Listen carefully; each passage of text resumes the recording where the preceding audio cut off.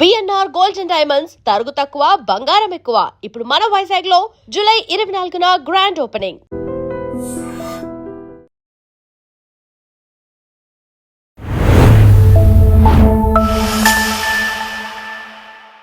Welcome to lens with Lumbini. ఈ రోజు మనతో జాయిన్ అవబోతున్నారు Pawan Sriharsha garu, geo political analyst. Let's talk to him. Hello sir, నమస్తే. నమస్తే అండి sir. US versus Iran war అనేది ఇంకా ఇంటెన్సిఫై అయిపోతుంది అండ్ ట్రంప్ కూడా ఇంకొంచెం అగ్రెసివ్ గా యాక్షన్ చేస్తున్నాడు అన్నట్టుగా అనిపిస్తుంది. సో మిలిటరీ యాక్షన్స్ కానీ, ఎయిర్ స్ట్రైక్స్ కానీ, ఇప్పుడు చూస్తే సౌదీ అరేబియన్ ఆయిల్ ట్యాంకర్స్ మీద కూడా అటాక్స్ అయ్యాయి.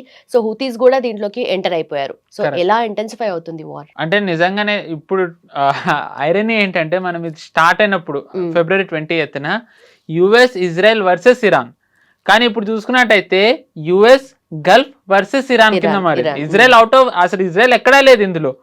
నిజానికి ఎవరి కోసం అయితే యుద్ధం మొదలైందో వాళ్ళే రోజు completely out of the picture లో ఉన్నారు. Does that mean Israel is completely out? అంటే ఇజ్రాయెల్ ఏంటి అంటే ఇరాన్ది ఒక ప్రాక్సీ ఏదైతే ఉందో లెబనన్ లో హెజ్బుల్లా కానివ్వండి, గాజాలో హమాస్ కానీ, వాళ్ళని వీకెండ్ చేసే ప్రక్రియలో ఇజ్రాయెల్ ఉంది. మనం చూసినట్టయితే ఈ యుద్ధం జరుగుతున్న తరుణంలో ఆల్మోస్ట్ 80% ఆఫ్ గాజాని ఇజ్రాయెల్ ఆక్యుపై చేసేసుకుంది. హమాస్ దాని నుంచి ఫ్రీ చేసేసింది అనమాట. So in that way Iran ఒక ప్రాక్సీ వీక్ అవుతుంది. అండ్ దాని తర్వాత లెబనన్ దాంట్లో కూడా టాక్స్ అవుతున్నాయి. హెజ్బుల్లా ఎంతవరకు కంటైన్ చేయగలరో అంత చేస్తోంది, కానీ హెజ్బుల్లా ఇది వరకు ఉన్నంత, అంటే పేజర్ అటాక్ జరగక ముందర ఎంత బలంగా ఉందో అంత బలంగా లేదు. But does that mean Hezbollah is losing? Not. ఇప్పుడు ఇది ఎలా ఉంది అంటే ఎవరు గెలుస్తున్నారో అప్పుడే చెప్పే పరిస్థితిలో లేదు.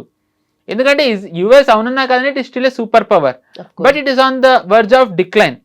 మేబీ అవుట్కమ్ ఎలా రావచ్చు అంటే operation success, patient dead. Yes, అంటే అఫ్ కోర్స్ దాని తర్వాత కూడా మేబీ ఉండొచ్చు, బట్ అంత ప్రభావం ఉండకపోవచ్చు. వై ఐఎమ్ సేయింగ్ దిస్ అంటే, బ్రిటన్ మనకి తెలిసిందే 1890s ఆ టైం వరకు బ్రిటన్ సూపర్ పవర్, అది ఆల్మోస్ట్ ఎవ్రీ వార్ గెలుస్తూనే వచ్చింది. కానీ దానివల్ల ఎంత రిసోర్సెస్ అది స్పెండ్ చేసింది అంటే దాని డిక్లైన్ స్టార్ట్ అయిపోతూ వచ్చింది. నిజానికి World War II అయ్యడానికి Britain was one of the super powers, కానీ World War II టైంలో వాళ్ళు ఎంత ఖర్చు పెట్టారంటే లిటరలీ వాళ్ళు దాని తర్వాత సూపర్ పవర్ స్టేటస్ కోల్పోయారు. ఇప్పుడు యుఎస్ కూడా ఇరాన్ని టాపుల్ చేసే దాంట్లో అంతే వాళ్ళు వెచ్చిస్తున్నారు. ఆల్రెడీ వాళ్ళ డిఫెన్స్ మినిస్టర్ చెప్తున్నాడు ఎన్ని $1 బిలియన్ ఖర్చు అవుతున్నాయో. సో ఏంటంటే యుఎస్ చాలా మ్యాక్సిమం స్పెండింగ్ చేస్తోంది. అండ్ ఈ స్పెండింగ్ చేసే దాంట్లో ఏమైంది, Gulf nations are taking a very bad hit. ఈరోజు సౌదీ కానివ్వండి, ఖతార్ కానివ్వండి, కువైట్ కానివ్వండి, బెహ్రెయిన్ కానివ్వండి, టు సమ్ ఎక్స్టెంట్ యుఏఈ, ఇప్పుడు అంత యుఏఈ మీద దాడులు జరగట్లే. వీళ్ళందరికీ వీళ్ళు చాలా ఎకనామికలీ చాలా హిట్ అయ్యారు నమ్ముకున్నందుకు.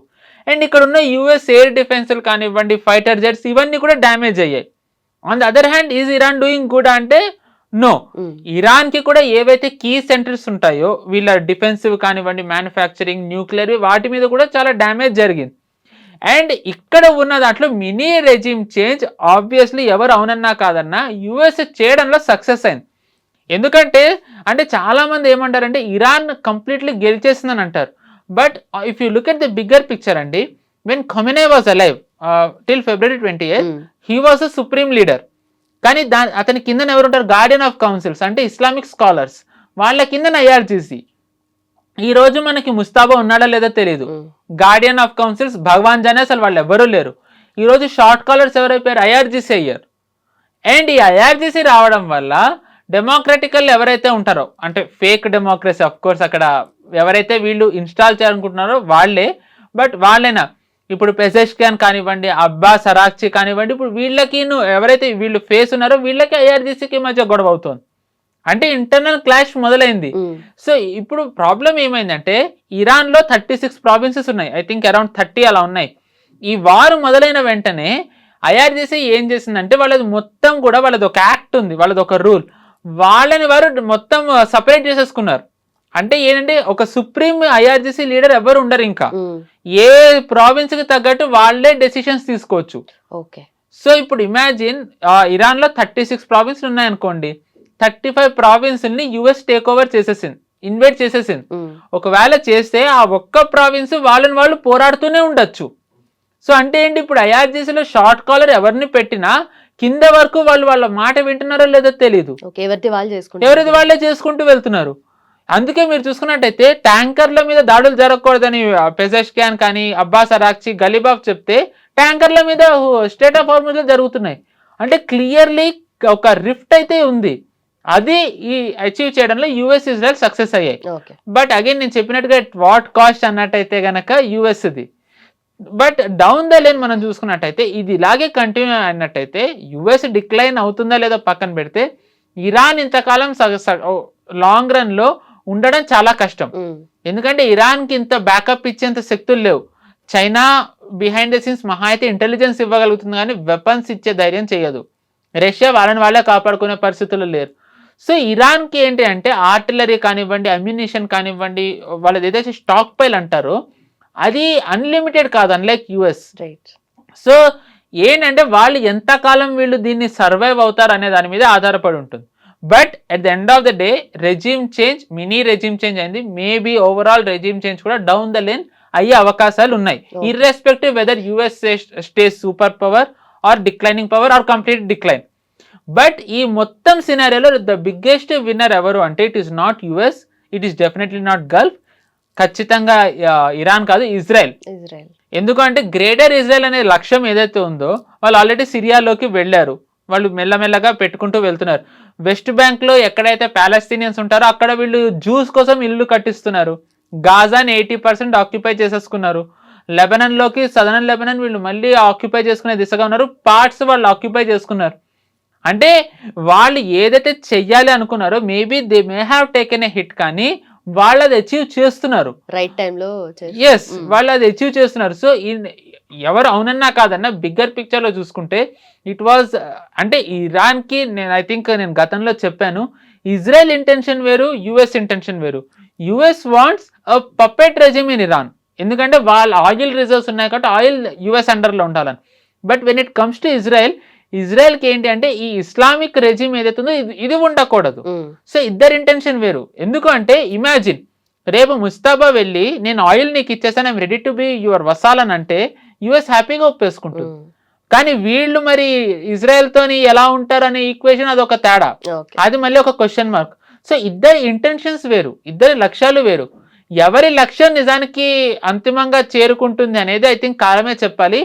At this point it may look like Iran is winnowing, but down the line ఏంటంటే మనం ఆ కన్క్లూజన్కి రాకుండా ఉంటేనే మంచిది. ఎందుకంటే ఐ థింక్ రష్యా యుక్రెయిన్ మళ్ళీ 4.5 సంవత్సరాలు అయింది. Till last year September October అందరూ రష్యానే గెలుస్తుందని అనుకున్నారు, ఎందుకంటే 20% రష్యా ఆక్యుపై చేసేసుకుని ఉంది కాబట్టి. బట్ సెప్టెంబర్ అక్టోబర్ నుంచి ఏమైంది, డ్రోన్ స్ట్రైక్స్ మొదలయ్యాయి. అది ఎంతవరకు వెళ్ళిందంటే ఆయిల్ రిచ్ అయిన రష్యా ఈ రోజు వాళ్ళ పెట్రోల్ బంకుల్లో ఆయిల్ లేదని మూసేసుకున్నారు. ఆయిల్ ఎక్స్పోర్ట్ చేసే రష్యా మన ఏ భారతదేశానికి అయితే ఆయిల్ ఎక్స్పోర్ట్ చేస్తుందో మనం వాళ్ళకి రిఫైన్ చేసి పంపిస్తున్నాం, వాళ్ళ రిఫైనరీస్ ఈ రోజు లేవు. సో అంత as long as a war is going on, వాళ్ళు కన్క్లూడ్ చేసేంత వరకు ఎవరు విన్నర్ అనేది తొందరగా ఒక నిర్ణయానికి రాలేము.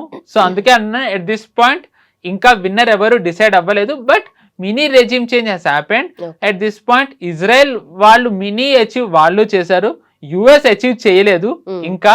But we have to see how much US కూడా ఎంతవరకు ఇది డ్రాగ్ చేస్తుంది, ఇరాన్ ఎంతవరకు డ్రాగ్ చేస్తుంది అనేది చూడాలి.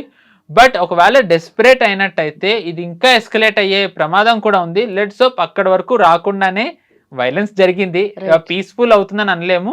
బట్ ఇది తొందరగానే ముగిసిపోయి అక్కడ కూడా పీస్ రావాలనే కోరుకుందాం. అప్పుడే ఆయిల్ ప్రైసెస్ కూడా ఒక రకంగా మనకి సేఫ్ ఉంటుంది. So let's hope everything will end very soon in a peaceful manner. Okay, and ఇక్కడ యాడ్ చేయాల్సింది ఏంటంటే ట్రంప్ చేస్తున్న యాక్షన్స్ బట్టి ఎస్కలేషన్ ఇంకా ప్రొలాంగ్ అయ్యే ఛాన్సెస్ ఎక్కువ కనిపిస్తున్నాయి. ఎందుకంటే మళ్ళీ ఒక్కసారి నిద్ర లేచాడా అన్నట్టుగా మళ్ళీ యాక్షన్ స్టార్ట్ చేశాడు. సో ఇక్కడ డిక్లైనింగ్ అనేది యుఎస్ సైడ్ అవుతుందా, ఇరాన్ సైడ్ అవుతుందా, లేదంటే ఇద్దరు సైడ్ అయ్యి బిటర్ ఫ్రూట్స్ ఇద్దరు తినాల్సిందే. బట్ గ్లోబల్ ఎనర్జీ చైన్ మీద, గ్లోబల్ షిప్పింగ్ మీద కూడా చాలా ప్రెషర్ పడిపోయింది ఇప్పుడు. సో ఇది మన వరకు వచ్చింది, వస్తుంది, ఇంకా రాబోతుంది కదా. సో దాన్ని మనం ఎలా తీసుకోవాలి? ఐ థింక్ గవర్నమెంట్ దీని మీద వర్క్ చేస్తూనే ఉంది. నిజానికి యుద్ధం మొదలైనప్పుడు చాలా పానిక్ క్రియేట్ అయింది. ఎల్పిజి షార్టేజ్ ఉంది, సిలిండర్ షార్టేజ్ ఎక్సెట్రా. ఈ రోజు ఎంతమందికి అది గుర్తుంది? వేరే యాక్చువల్లీ మనం అంతా నార్మల్ గానే ఉంది. కానీ ప్రధానమంత్రి గారు భాగ్యనగరం నుంచి ఆయన ఒక పిలుపిచ్చారు, అందరూ కొంచెం ట్రావెలింగ్ తగ్గించండి, ఆయిల్ కన్సంప్షన్ తగ్గించండి అంటే చాలా మంది ఆయన ఎక్కిరించారు.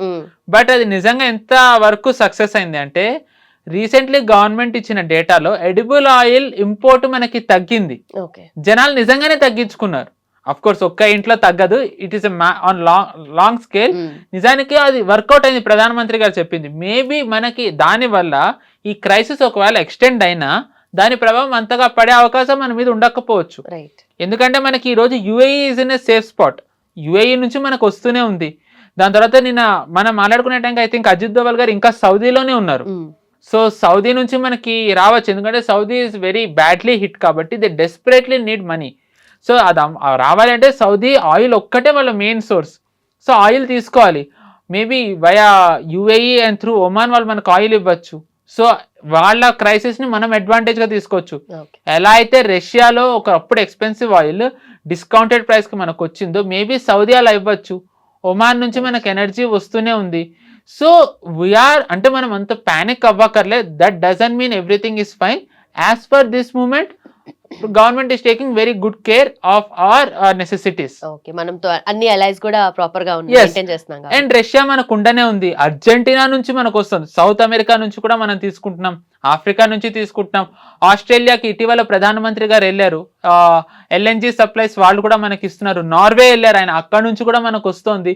సో మనకి డైవర్సిఫికేషన్ జరుగుతుంది, ఎక్కడి నుంచి మనం తీసుకోవాలో అక్కడి నుంచి తీసుకుంటున్నాం. But at the same time మనం ఎక్కువ వీళ్ళ మీద డిపెండ్ అవ్వలేం. మనకి మన ఓన్ రిజర్వ్స్ ఉండాలి. ఎట్ ది సేమ్ టైం మనం డైవర్సిఫికేషన్ కూడా టు రెన్యూబుల్ ఎనర్జీ. మనం చూసుకుంటే కనుక సోలార్ ఈ రోజు మనం మ్యాసివ్ గా చేస్తున్నాం, సూర్యఘర్ యోజన అని. ప్రధానమంత్రి గారు రెన్యూబుల్ ఎనర్జీ వైపు కూడా చాలా పథకాలు ప్రకటించారు. గవర్నమెంట్ కంపెనీస్ కి చెప్తున్నారు మీరు రెన్యూబుల్ ఎనర్జీ ఎక్స్ప్లోర్ చేయండి అని. అండమాన్ అండ్ నికోబార్ లో మనం ఆయిల్ రిజర్వ్స్ ని మనం ట్యాప్ చేస్తున్నాం, ఎప్పుడు వస్తాయో తెలీదు. అండ్ దాని తర్వాత అస్సాం త్రిపురలో కూడా ఒక అగ్రిమెంట్ జరిగింది ఆయిల్ రిజర్వ్స్ కోసం. సో మనం మనం డైవర్సిఫై చేసుకుని రిస్క్ లేని ప్లేసెస్ నుంచి ఎంత తెచ్చుకోగలం అంత తెచ్చుకుంటూనే మన ఓన్ రిజర్వ్స్ ని కూడా పెంచుకునే ప్రయత్నాలు ప్రభుత్వం చేస్తుంది. అంటే ఇది మల్టీ ఫ్రంట్ గేమ్ ప్రభుత్వం కూడా ఆడుతోంది. బికాస్ దే నో మనం ఏ కంట్రీ మీద కంప్లీట్లీ డిపెండ్ అవ్వలేమని. So as I said earlier, there is no need to panic. అలాగని కేర్లెస్ గా కూడా ప్రభుత్వం లేదు. It is doing whatever it can in its capacity to ensure public are not having any kind of problems. Right, perfect sir. Thank you so much sir. Thank you అండి, నమస్తే.